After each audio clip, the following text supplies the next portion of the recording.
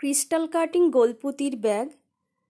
আজকে এই ভিডিওতে আমি বলে দেব এই ব্যাগ সংক্রান্ত সমস্ত তথ্য। এর মাপ কত, এর ওজন কত, কত সাইজের পুঁতি নিয়ে ব্যাগটা তৈরি করেছি, সুতো নিয়েছি কত সাইজের, বা ভিতরে যে কাপড় ইউজ করেছি সেটা কি কোয়ালিটির, আজকে সমস্ত তথ্য আমি দিয়ে দেব। আপনারা পুরো ভিডিওটা দেখতে থাকুন। আমি এই ব্যাগটা তৈরি করেছি 6 ফুল দিয়ে। সাইডটা দেখুন, স্পষ্টভাবে বোঝা যাচ্ছে। জুড়েছি সেটাও 6 ফুল দিয়ে। মেরুন আর সাদা এই দুই ধরনের পুঁতি নিয়ে কাজটা করেছি।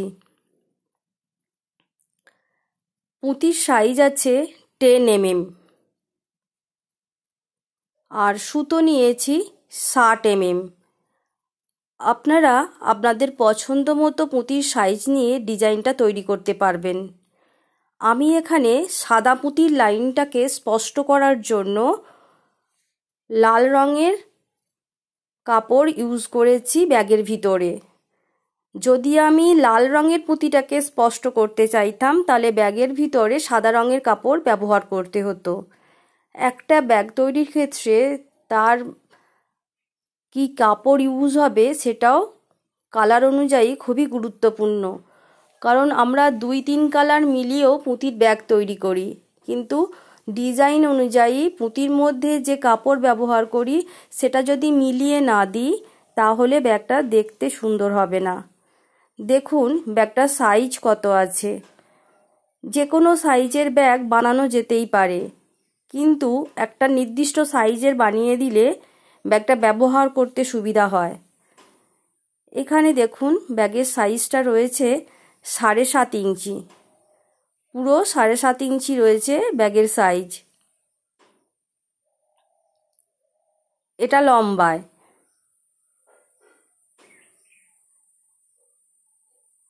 ব্যবহারের সুবিধার জন্য ব্যাগের সাইজটা ঠিক রাখা দরকার। আর এই চওড়াটায় রয়েছে 5 ইঞ্চি।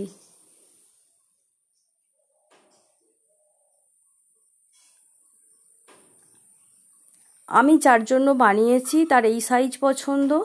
আপনারা কিন্তু সাইজ বড় করে নিতে পারবেন, বা এর থেকে ছোট সাইজেরও বানানো যায়, ডিজাইনে কোনো পরিবর্তন হবে না।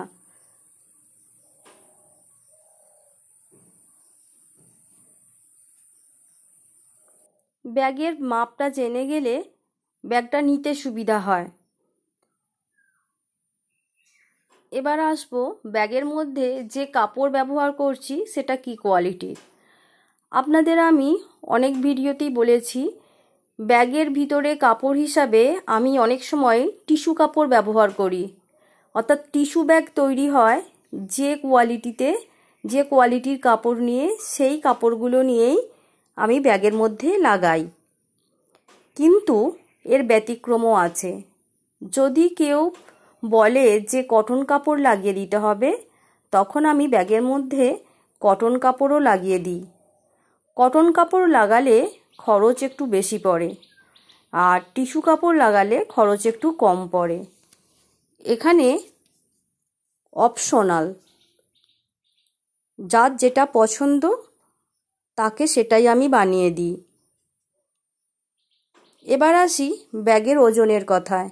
ব্যাগের ওজনটা জেনে নিলে ব্যাগটার মোটামুটি কত খরচ পড়বে নিজেদের এলাকায় সেটা বোঝা যায়। নিজেদের এলাকায় বলছি কারণ এলাকা ভিত্তিক দামের কিছু পরিবর্তন হয়।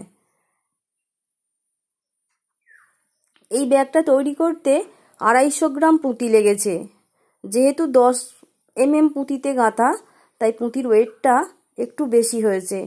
আপনারা চাইলে এটা 8 mm পুঁতিতেও তৈরি করে নিতে পারবেন, সেক্ষেত্রে ওয়েট একটু কম হবে।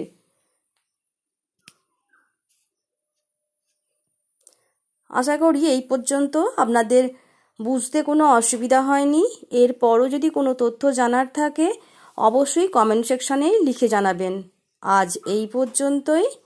দেখা হবে পরের এপিসোডে নতুন আরও একটা পুঁতির ব্যাগের ডিজাইন নিয়ে।